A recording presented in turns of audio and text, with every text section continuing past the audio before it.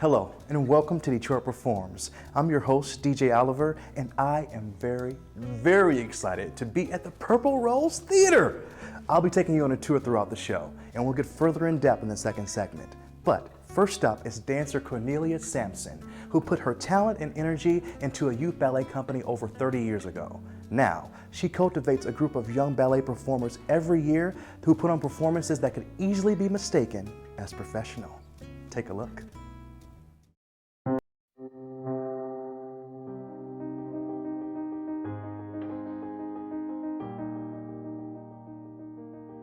What I try to instill in my dancers is the love and passion for dance. For me, it feels like a release. It definitely feels like I'm able to express myself. As human beings, we look for beauty, we look to be inspired, excited. I think that's why people go to art museums, that's why people go to ballets.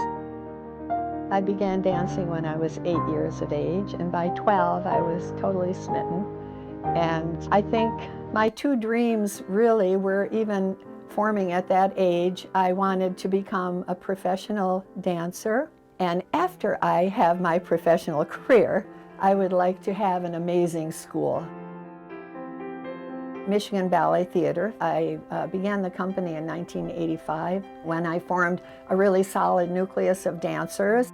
It's the only ballet company that I know of in Michigan that's so professional and strictly for ballet. We don't have a major ballet company in the city of Detroit, and so I think Michigan Ballet Theater is as close as you can get, and we do hire professional lead roles. The guest artists are from major ballet companies that we bring in, so you get to see both members of the community and the guest artists, where you don't have to go to New York or to Chicago to see that.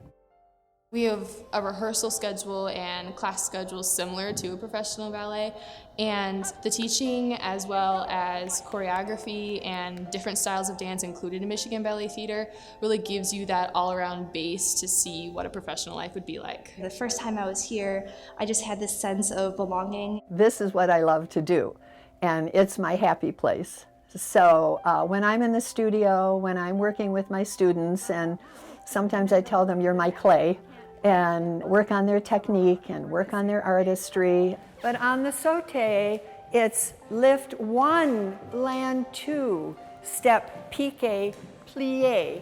I'm very happy here, and it's my second home, actually. As a mentor, Cornelia is awesome. She's supportive, but she's also tough. So she pushes you to do your best, and she really takes care of us. Run, run, run, soft, okay?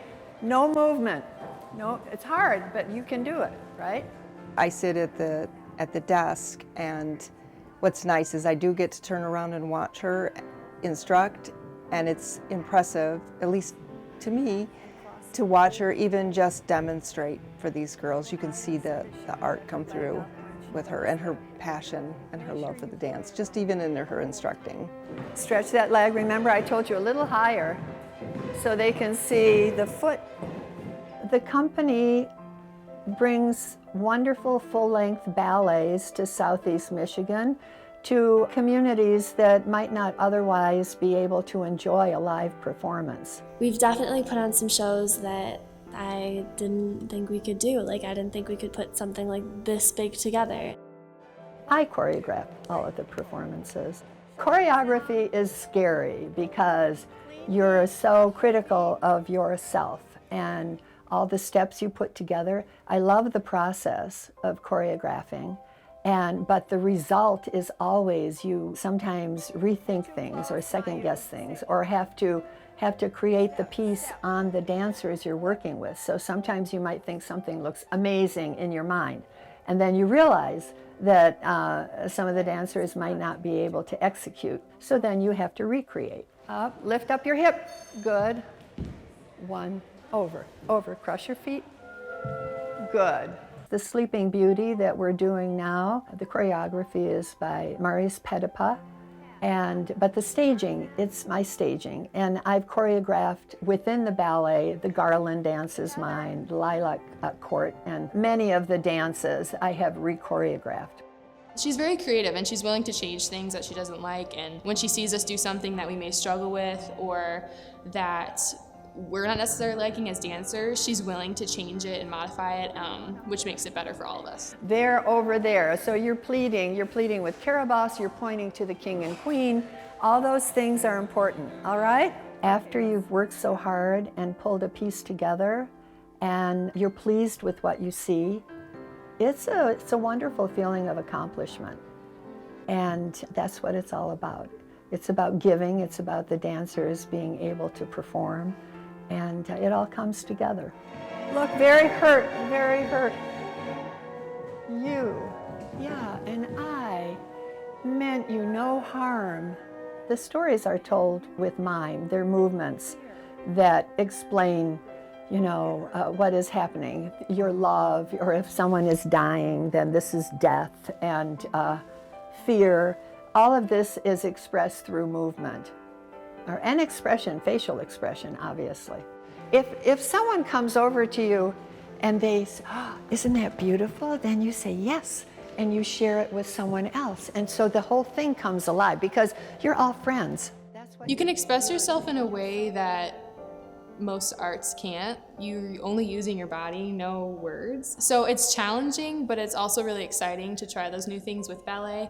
And of course, point shoes, those are always so fun. They hurt, but it's so fun to dance and you feel beautiful doing it. Sometimes it looks like it can be easy, but that's our job, is to make what's hard look easy on stage and make it look effortless. But there's a lot of work that goes behind it.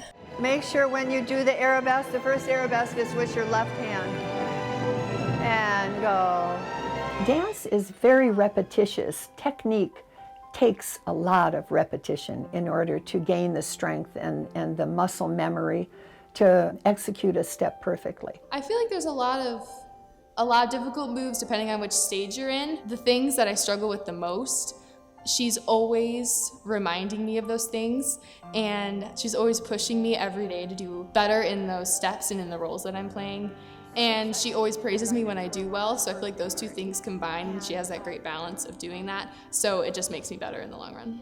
The girls love it. They love being here. You can see that every day. Once they get at a certain level, I think they feel the need to be here. They love it, the same as I did and do. And they enjoy coming together, and they have some of their closest friends are here at the studio. Every single time we come to the studio, everyone's so welcoming, everyone's so nice, but at the same time we have this aura of being so professional and so involved, and it's such an amazing experience. Cornelia definitely pushes you to be your best. She doesn't let you give up, and she has you practice your turns until you get them exactly right, or just to practice your technique over and over until it's perfect. And I think that creates sort of a perfectionist mindset in a lot of dancers, and you see that outside of the studio as well. Like, all the girls here do really, really well in school. In the classroom, in our studio, we have school books on the floor. And if they're not needed in rehearsal, they're doing homework. And it's so wonderful to see how they can budget their time. I'm so proud of the dancers because so many have gone on to dance professionally, but those that don't go on to dance professionally, they take this work ethic with them, and they're prepared to work hard at whatever profession they go into. Of course, I love it when they're successful in their ballet careers, but I just want them to be healthy and have learned something from this experience.